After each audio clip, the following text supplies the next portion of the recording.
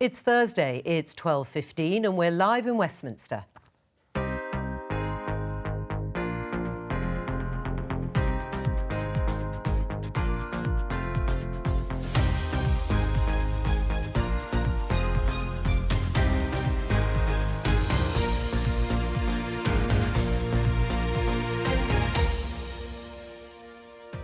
Joining me today, Liberal Democrat MP Layla Moran, Daily Telegraph columnist and former Chief of Staff to Theresa May, Nick Timothy, New Statesman columnist Paul Mason and Annabel Denham of the free market think tank, the Institute of Economic Affairs. So, it's spend now, pay later. This won't be fixed overnight. It will be the work of many years, decades in government to fully pay all that money back. But it's important that we get our borrowing and debt under control. But Labour say the Chancellor's making cuts to the NHS. I think a lot of people would be pretty astonished to know that the day-to-day funding for the NHS is being cut in yesterday's budget. The EU accused the UK of breaking the law again over the Northern Ireland Protocol. We want to have a good relationship with our European partners, to be good allies in that, but at the same time we will defend the United Kingdom. We're going to start today's programme with the much-anticipated CBS interview with Meghan and Harry and, of course, the US chat show host Oprah Winfrey. Let's just show you this excerpt from it. How do you feel about the palace hearing you speak your truth today? I don't know how they could expect that after all of this time, we would still just be silent if there is an active role that the firm is playing in perpetuating falsehoods about us. And if that comes with risk of losing things, I mean, there's a lot that's been lost already. Being broadcast on Sunday night in the States. The opening question to all of you, starting with Layla, is will you be watching? Probably at some point. I usually don't actually watch most TV live these days, but I've no doubt that at some point in the next few days I'll catch up with it. What about you, Nick? I probably won't be watching it. I'm sure we'll probably see enough of the clips afterwards, to be honest. You'll be waiting for the highlights. OK, Paul. Well, it's a nice filler, isn't it, while we're waiting for the next series of The Crown, although it sounds like a little bit more dramatic than some of those episodes. Annabel? Well, possibly, if only to break the lockdown monotony. I see. OK. So not unanimous there in terms of following the interview live. But you'll also know the other bit of news from Buckingham Palace is the investigation that's been launched into the bullying claims against Meghan Markle. I mean, just looking at it in the round, is this damaging to the royal family and to the monarchy, Layla?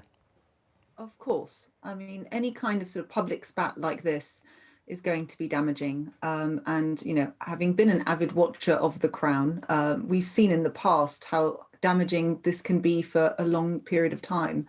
I suppose the thing that I'm struggling with, though, is why this is the front page of all the newspapers today. I mean, I can understand how people are interested, absolutely. And as I said, I'll be catching up with it at some stage. But we've just had a budget. There's incredibly important things that we need to be talking about now. It is damaging, but I don't think it should be the front and centre of what we're focusing on right now as politicians anyway. What do you think, Nick? Well, it matters hugely. It's the royal family. It's an important part of our constitution.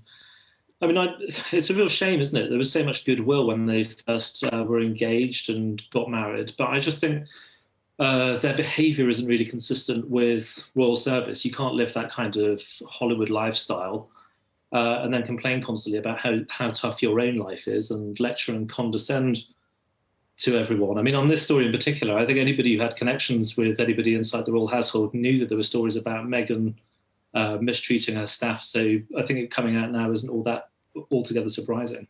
Layla?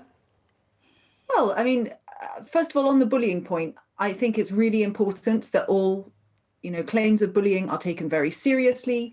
I suppose that the point that this tit for tat is the bit that I'm finding quite unseemly. You know, it should have been investigated at the time, robustly dealt with at the time. Those members of staff have clearly not been treated fairly by having to wait this long for it to be taken so seriously. Why have they waited so long for an investigation? Actually, I think that's the bigger point. Any kind of institution, whether it be the monarchy, parliament or otherwise, should have robust ways of dealing with these kinds of complaints. It shouldn't take an Oprah Winfrey show for those complaints to be investigated. All right, we'll leave it there and talk about the budget. Surprise, surprise. We are obviously going to digest detail of the budget in most of the programme. So can I just get an opening remark from all of you? Paul, starting with you, with what was your main takeaway? Well, the Chancellor's done one thing right and one thing wrong in that order. He was right to basically go on supporting the economy. I think he could have announced some of the things he did a little bit earlier. There's no point waiting for the budget. But good that we're carrying on with furlough, we're carrying on with business support, etc.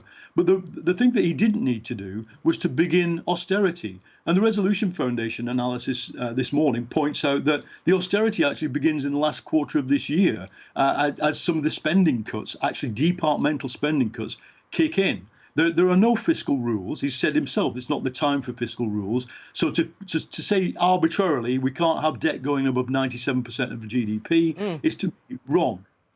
Annabel?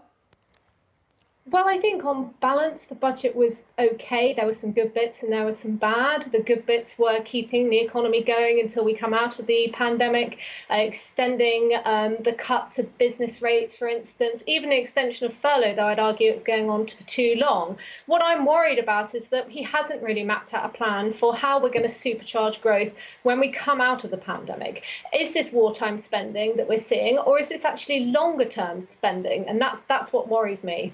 Layla, what was your takeaway? Yeah, I was speaking to some small businesses afterwards who felt that whilst, there were small handouts, actually the bigger issue, which is what the Lib Dems have identified, is that loss of continued revenue. So what we called for was revenue loss scheme that would cover their fixed costs. And so they're pleased that they're small handouts, but actually a lot of them are now really concerned that they've taken on huge loans to get through this and are looking ahead to how they're going to finance that in the longer term. So I think for small businesses, it was a bit of a mixed bag. However, the bit that I'm worried about is what was missing out of the budget, in particular, that plan for health and social care. And I find it really galling that we've had now, I think 3 different occasions, at least in big set piece speeches where Boris Johnson has said that he wants to make this a priority, that he wants cross-party support, and yet we've heard that he hasn't even contacted anyone. All right. How can you get cross-party support for a huge change like that and not even send an email? Your brief takeaway, Nick?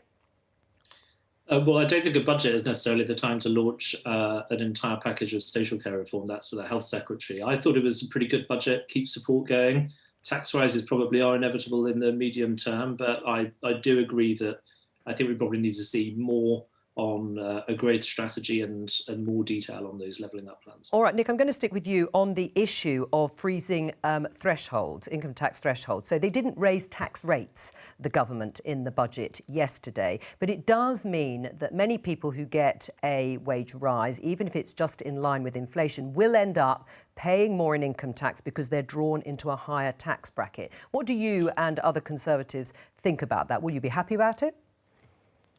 Well, I mean, nobody's happy with any kind of tax rise, really. But I think the point is that economically speaking, both in terms of the fiscal hangover we're going to have after the pandemic, but also the demands on the state we're going to see into the future, we are going to have to see a higher tax burden. And it's right that when you're looking at taxes that you ask the people with the broadest shoulders to take more of the burden.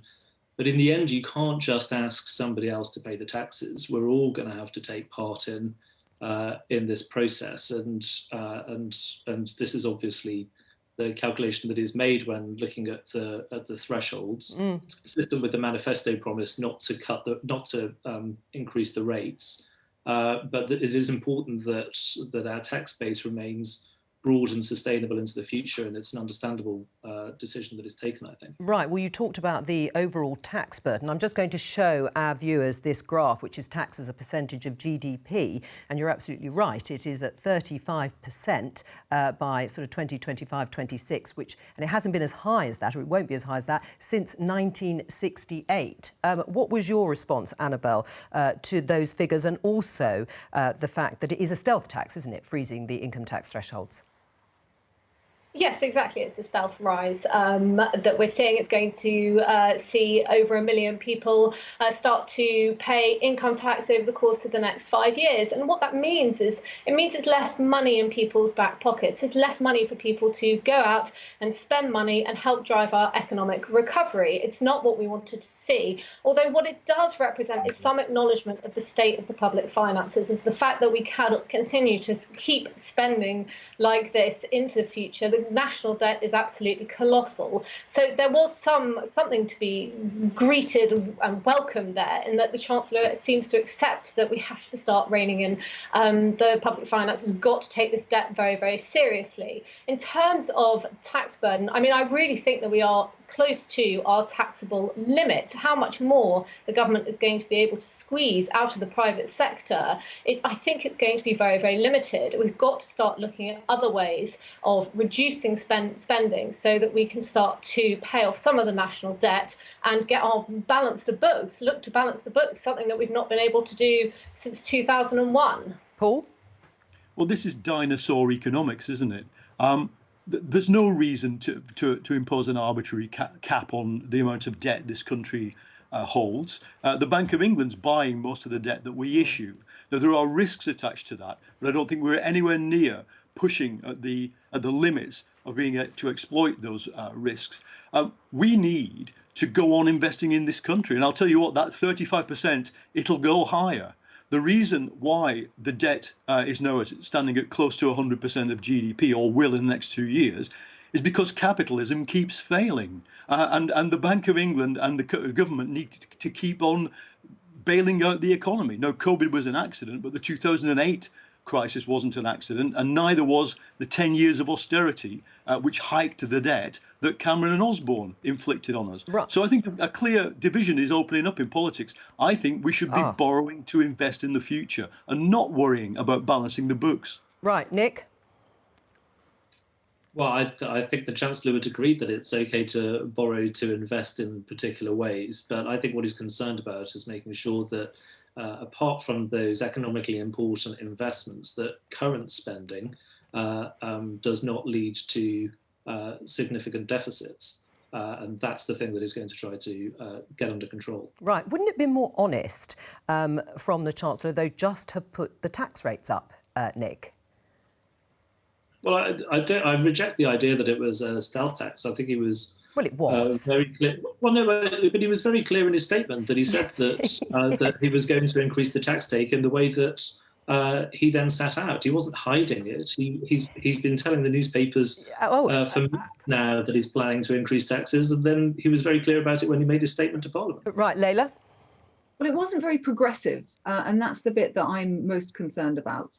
If you look as a proportion of income, the impact that the allowance makes, it's actually disproportionately those who earn less, who gain the most from those rises.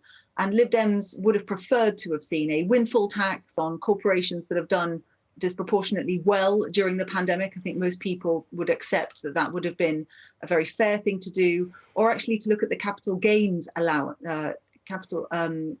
gains tax allowance instead. And because he had ruled that out before, he couldn't. But actually that disproportionately is used by people who earn far more and would have done the same thing. So it's just not as fair as he could have perhaps levied elsewhere. Right, Annabel, what about the rise in corporation tax in 2023?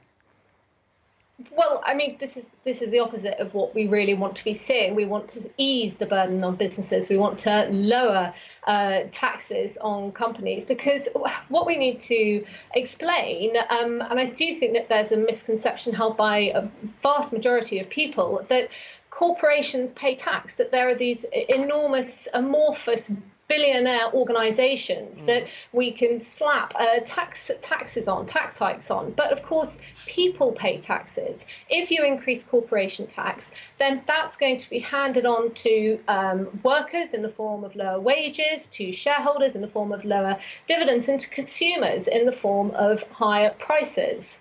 Paul?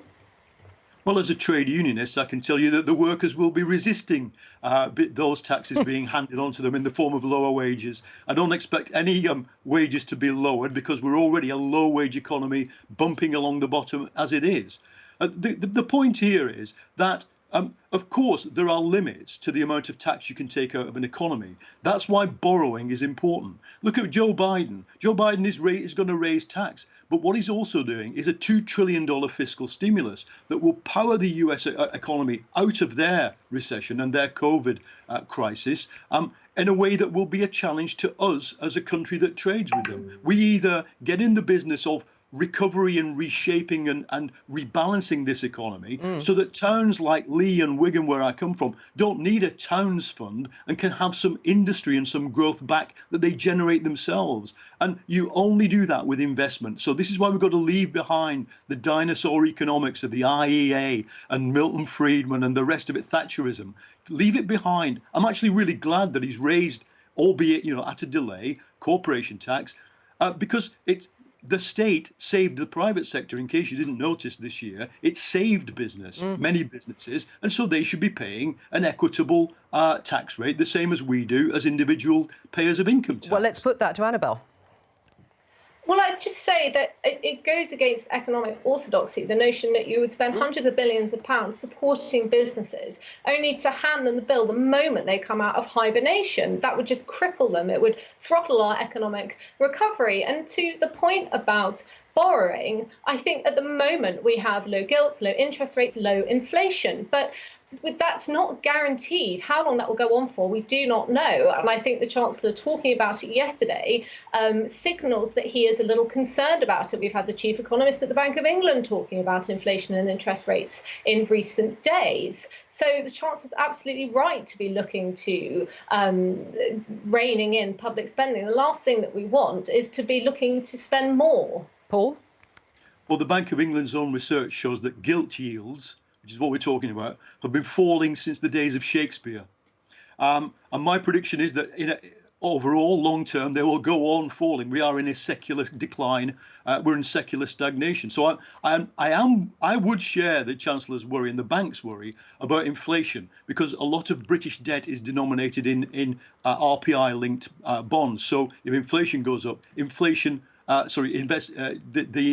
interest rates we pay, the interest payments go up. But there's a lot of headroom, is the point I would make. There's a lot of headroom to go on thinking about investment. Now, I think those of us on this panel would have different views about what to invest in.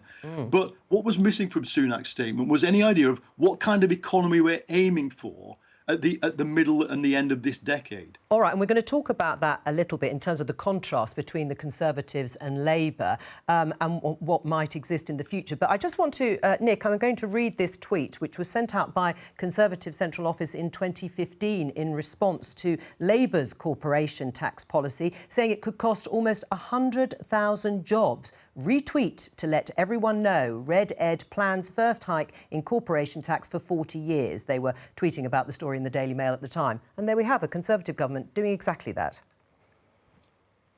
Yeah, I mean, I think George Osborne was the Chancellor at that point, and I think it's fair to say he made a bit of a fetish of cutting corporation tax further and further. It's actually been the view of officials in the Treasury for some time that those corporation tax cuts, well, you don't want corporation tax to get too high. Those corporation tax cuts stopped delivering any kind of bang for their buck some time ago.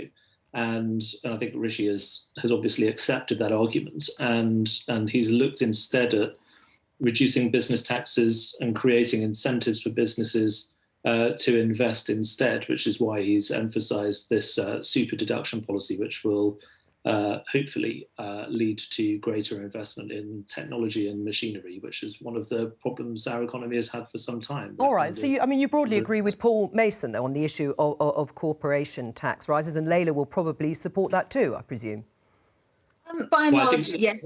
Sorry, Nick, go on. Nick, you might want to respond to what I just said. I just was slightly alarmed that I might agree with Paul when I think Paul wants to smash the capitalist system. Yeah, no, I did specify on the corporation tax. Yeah, I do think Paul does have a point on investment and how some of the supply side reforms that the economy need. Yes, some of them might be about reforming regulation and in some cases cutting tax, but actually, for an economy like ours, which is dangerously unbalanced geographically and in sectoral terms, a lot of the supply side reforms we need now actually involve investment and therefore public spending. Right. I mean, Layla, interestingly, I mean, you've nodded they're in agreement with the corporation tax increases, but your former leader, Vince Cable, says corporation tax is ultimately paid by customers and workers, which was what Annabel was saying. So won't it just be another cost passed down to the consumer? Well, I think we've got to really draw that distinction between firms that have done disproportionately well out of the pandemic and those who are on their knees now. And I'd have a real concern, which I share with Annabel, that as soon as they start to become profitable again, they're going to be hit by this. And actually, I think it would have been much fairer actually to have had corporation tax rises now for those who have enormous profits. And there are some companies that have made exorbitant profits during the pandemic. And then that can bolster and subsidize a slower rise for those who are a lot more fragile. But for a lot of firms looking at this now, actually, this is very much in the future. And that point around, where is that support for small and micro businesses? The excluded are very upset by this budget. It was a sleight of hand that the Chancellor did by saying that the scheme is expanded. That's not quite true. It's people who were able to finally file their first tax return, having become self-employed recently before the pandemic, who then fall into the current scheme. The scheme itself wasn't changed, and there's still 2.5 million odd people who are completely excluded from any support at all. Right, and I mean, just a final word on the corporation tax. I mean, Nick Timothy, people may be surprised to learn that you were working on the manifesto, the 2017 Conservative Party manifesto under Theresa May, which I believe did advocate an even lower rate of corporation tax that exists now. So have you been converted? Well, try not to talk too much about the 2017 manifesto. But why ever not? But it might surprise you to know that despite the fact that I co-authored it, it didn't mean that every policy in there was my own preferred policy. All right, we'll leave it there. Labour have been highlighting, as we said in the headlines, that there is a planned cut in day-to-day spending in the Department of Health and Social Care of £30 billion from April. You can see it in the Red Book, but it reflects the notion that the department won't need as much money once we're no longer in the midst of a pandemic. In other words, this is extra emergency money that has been put into the NHS to pay for the pandemic and extra spending. Paul, when do you think the right time is to remove or not continue with that emergency NHS funding? Well, I think it's ask the bosses of the NHS, right? Because all the briefing one gets at the moment is both on the economic front and on the COVID front. On the economic front, for example, I would say that the OBR has a history of optimism. It was pretty over-optimistic a year ago when we first confronted this pandemic. I think the risks to the economic projections are on the downside. I also think the risks on COVID, you have to think, the lessons of the last 12 months are always expect this thing to come back. Always expect a new mutant variant or virus.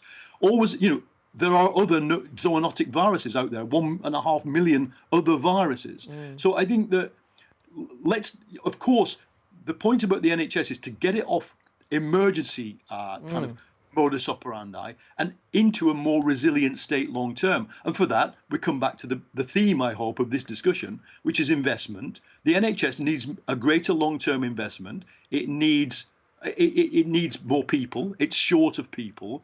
And all those things cost money. So it's disappointing to see departmental spending overall cut in this budget. We've got defence, we've got NHS, we've got departmental spending still on short rations. Right. I mean, isn't it premature, Annabel, to be taking away that emergency COVID funding that's been put into the NHS to the tune of £30 billion for all the reasons that Paul has set out? We'll still have an ongoing vaccination programme and a backlog of operations still to be got through.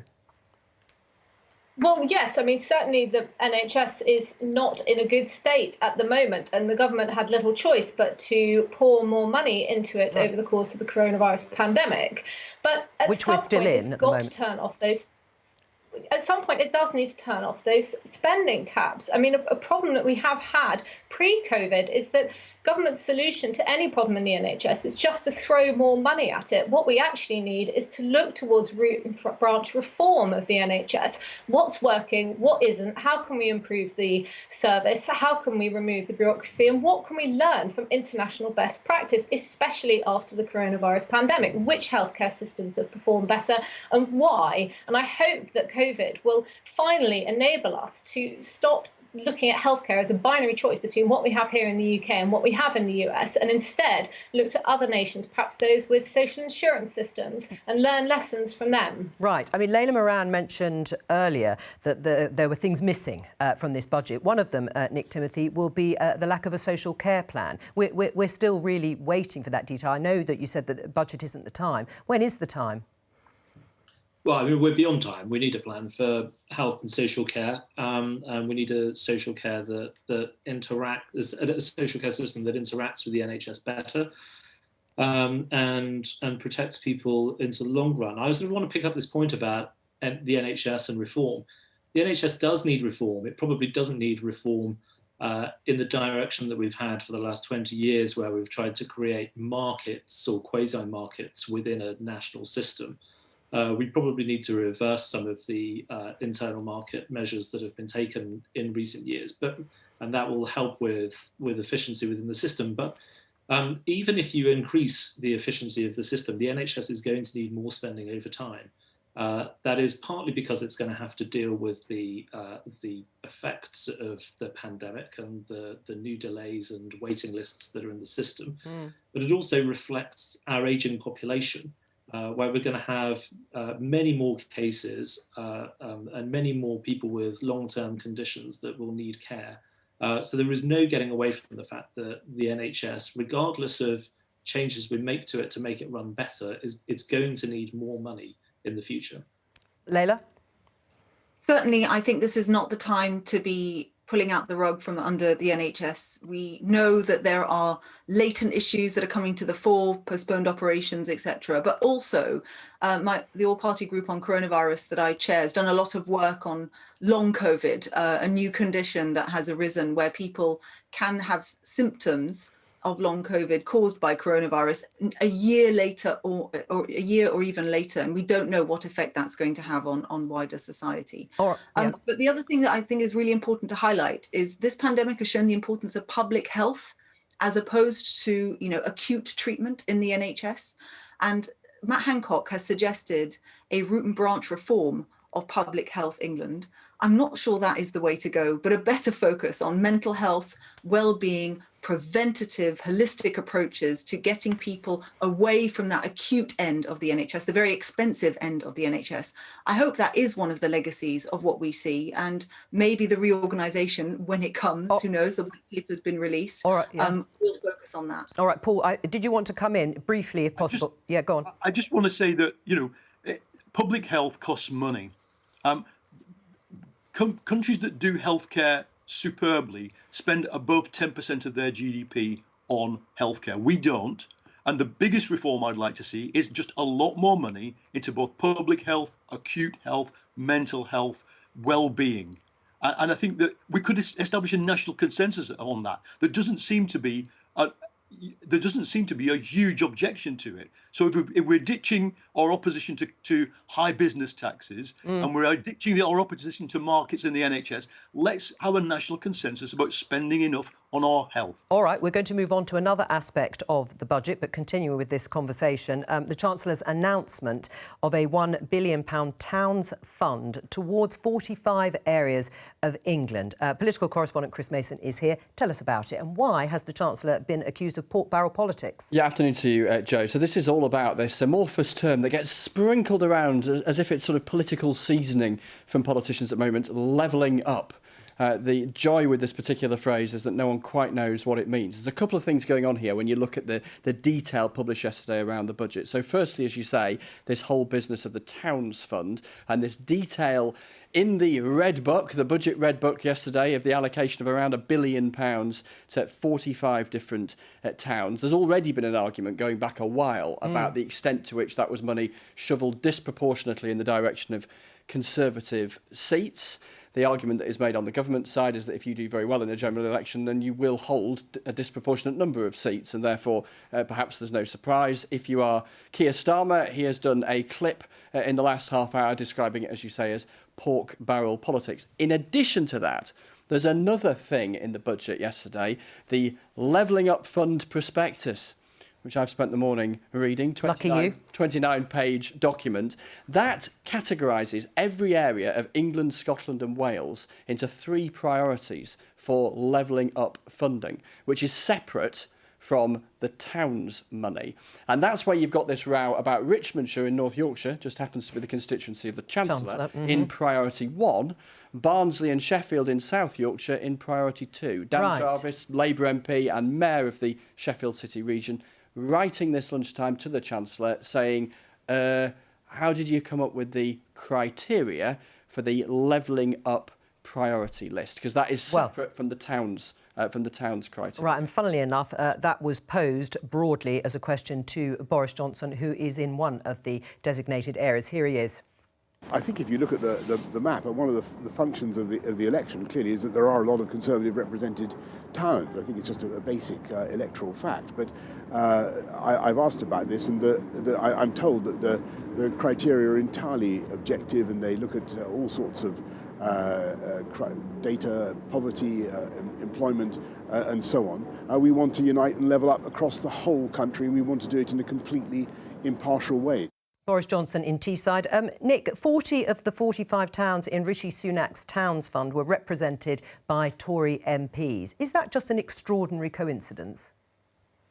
Well, I have to say, I mean, I have no idea because I haven't seen the formula or the algorithms or whatever have been used to... Oh, not an algorithm. No, we're allergic to algorithms, aren't we? But I think that my point about the Towns Fund is I think it's absolutely welcome that towns should have funds to spruce up their high streets and to make investments and things that might help them with, tourism and visitors and things like that. But Paul's point earlier, I think, was right, which is if we get a proper strategy for growth, a proper strategy for rebalancing the economy in geographic terms, we need to make sure that our regional cities and towns are capable of standing on their own 2 feet and generating the revenues that would make a fund like this redundant in the end. And the key test, really, in the end for levelling up is, can we do that?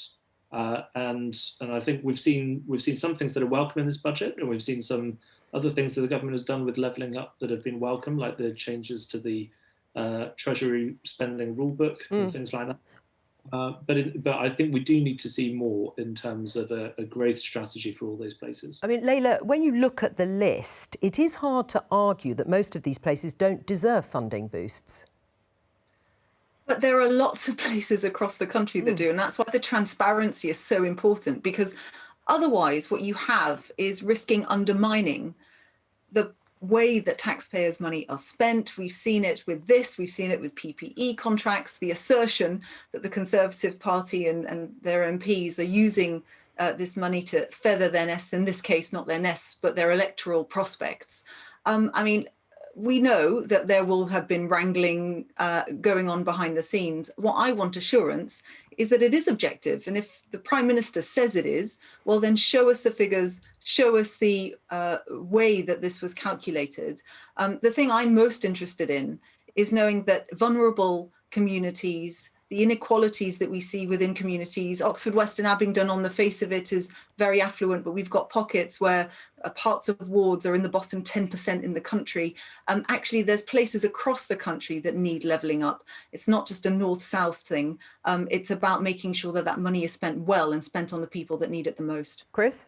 A couple of things here. I think one, as Layla was reflecting there, fraught with difficulties trying to classify particular areas, because you can get down to sort of micro geographies where you can point to real pockets of deprivation in otherwise relatively affluent areas. But the politics around this, Joe, absolutely fascinating. So Jake Berry, the chair of the Northern Research Group of Conservative MPs, tweeting in the last few minutes saying, Labour have let down Northern voters in red wall seats time and time again. I doubt telling those same voters that the Conservatives are now fighting and delivering for them. is going to win them back. Now, this is more complicated than just those so-called red wall seats. Of course. It's a broader question. But the point's been made. The politics there is pretty clear. Paul, Jake Berry's right, though, isn't he? Well, I wouldn't object to any of those towns getting a handout from the government. The problem is, it's not just whether the handout is fair, and we do need to see the criteria. We've got a government here that is giving its mates PPE contracts. So at local level, I as a journalist, are going to start scrutinising very carefully what is happening to that money. How is the decisions being made to let contracts to local businesses? That's the first problem. The second problem is this. We've just something like 12 billion is going to be handed out to businesses to spend on capital expenditure in this next 2 years, and I welcome that. That's a giveaway the Chancellor did yesterday. But again, what we want is for those towns to be able to be seats of high-tech manufacturing, where if big businesses in, say, London are going to retool their entire offices with IT, some of that IT could be made in Northern England or the east of England. So this is the problem. We don't have a growth model. So when you just throw money at stuff, throw money at the problem, there is not just a danger of pork barrel politics. There's just a danger that it never gets to the root of the problem, which is that we deindustrialised Britain and we need to reindustrialise it. Right. Well, does this all point to an election date being changed, perhaps, Nick Timothy, when you look broadly at the timing of some of the announcements? I'll just show viewers this in Conservative Home. Paul Goodman's headline, Are Johnson and Sunak preparing the way for a snap election in 2023? Nick? Well, I know some people are saying that, but I think it's based on the growth projections, which show very strong growth in 2022 and then much lower growth in the years thereafter. And there's also this feeling that the OBR forecasts are maybe overly cautious, and in fact the growth this year and next might be even stronger, which would mean that Rishi was in a position to actually spend more on public services or on particular places, or maybe even cut some of the planned tax rises at that point. I mean, all I would say about that is there's a long way to go between now and then, and I think I, of all people, am well placed to say that speculating about an early election is not necessarily wise.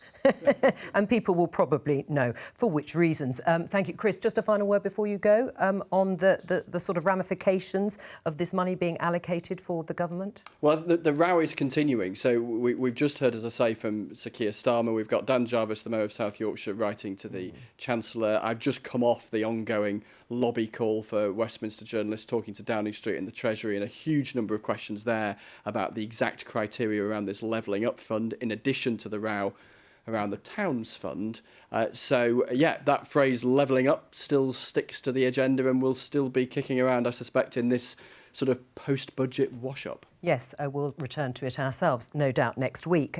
Now, another row has blown up between the EU and UK about trade and Northern Ireland. The UK's move to unilaterally extend temporary rule exemptions on trade across the Irish Sea has prompted Brussels to consider legal action. Well, let's talk to our Ireland correspondent in Belfast, Emma Vardy. Hello to you. Can you explain what's happened? Well, look, we were approaching this deadline on the 1st of April, and when that came around, supermarkets, food businesses would all have needed to comply with new certification documents. So lots of food products coming from Great Britain over to Northern Ireland would have needed these new health certificates, added bureaucracy and red tape. And businesses were saying, look, we're just not ready for this. Our systems may be overwhelmed, and you may see more disruption to food supplies for Northern Ireland and the island of Ireland here. So what the UK government has been pushing for with the EU is flexibility to this grace period. They actually asked for it to be pushed back way into the future, 2023. But because no agreement had yet come with the EU on that, what we saw yesterday was the UK deciding of its own accord to unilaterally take action to say, look, we don't have an agreement, but we are just going to push back that deadline to October of our own accord, because that's what we need to do to make sure that business can continue and we can sort of smooth over the arrangements for the new Irish sea border. Of course, the EU's reacted very angrily to that, saying, look, it's a breach of international law and you're violating the Brexit deal. So, relationships once again under strain with the EU, but also with the Irish government too. All right, Emma, what impact is Brexit having on Northern Irish politics? well, look, all throughout the Brexit process, it's really served to sort of deepen divisions in Northern Ireland. You have to remember, look, we're a long way since the Troubles, but Northern Ireland is still described as a community that's emerging from conflict. We're still in a peace process here. So anything which pits one side against the other or puts people on a different side of the arguments, it's going to be very sensitive. And that's what we've seen all the way through the Brexit process. Now, some people might hope this might all be put behind us once that Brexit deal was signed, but actually the implications of the Irish Sea border just mean that there are even more tensions here now. Unionists and loyalist communities particularly feel that the Irish Sea border means it weakens the union as a whole, that it completely undermines the ideology behind unionism, that Northern Ireland's been left behind with the rest of the UK doing its own thing. Emma, thank you very much. Layla, your reaction? Well, it just yet again shows how shambolic this deal was. We knew at the moment it was signed the impact it was going to have. The Lib Dems called for grace periods to be extended far longer than the government was even saying it would consider. And we were laughed out of town at the time. And here they are now saying it. But then doing it unilaterally is just a failure of diplomacy. The deal is now done. The thing that the UK needs to do is to work closely with the EU to rebuild some of that relationship. There are going to be bumpy things ahead. This is clearly one of them. And the way you solve it isn't to say, well, I'm just going to go it alone, when there's clearly protocols that need to be followed. Stephen Coveney said that this was unhelpful. I think that's a gross understatement. OK, Simon Coveney. I mean, Nick, what's your reaction? Well, I mean, first of all, I remember it was the Liberal Democrats who said that the government was putting ideology before lives over not taking part in the European vaccine scheme. Oh, I can happily answer that. Absolutely. Yeah. If we were part of that, then actually maybe it wouldn't have happened in the way that it did. Clearly, we have expertise in negotiating contracts, so that would have been a good thing. And I still think that working with others is the critical point here. Working with others over vaccines, working with others over solving the issues in Northern Ireland, that is a good thing. Why can't this government work with other people? Nick? Well, it's a shame Layla doesn't feel able to say that they got that wrong. I mean, on Northern Ireland, I think the European Union has shown, I think, through the negotiations and since that it doesn't really understand Northern Ireland. It doesn't understand that there are two sides to the historical dispute and to the conflict. And the Northern Ireland Protocol doesn't work for the unionist community and doesn't probably work for Northern Ireland itself. And the two sides are going to have to sit down and work out a way of making it work. Whether that involves changing it significantly or not, we don't yet know. But there needs to be a willingness to do that because, as history shows, this is incredibly sensitive and very serious, and there is a history of violence. So instead of taking to the battlements on two sides, they need to sit down and try to work a way through this solution, through this problem. We haven't got long left, but Layla, do you want to respond? I agree that they need to sit down and talk about it. Breaking the law is not helpful, even though this government seems to be making a habit of it. And actually, in the end, this is about businesses, people in Northern Ireland. It's not some sort of political soap opera. This affects real people's lives and businesses. I hope for their sake that they get round the table and sort this out. Paul, could all of this have been avoided if Labour had backed Theresa May's plan, effectively keeping the whole of the UK in what is now the Northern Ireland Protocol? Possibly. And I think one of the problems is that no one has levelled, honestly, with the unionist community, above all those working class communities where loyalism is strong, about what the cost of the Boris Johnson deal actually was. I mean, this is not an accident that this is happening. It's what Boris Johnson signed both during the original withdrawal agreement and during the recent negotiation. But, you know, on a day when we got the loyalist paramilitaries saying that they no longer support the Belfast agreement, that's surely, you know, a day we need to be treading very, very carefully over this situation. That's all we have time for. Sorry, Annabel, I didn't get round to you again at the end. But have a good next 3 days, and I will be back on Monday.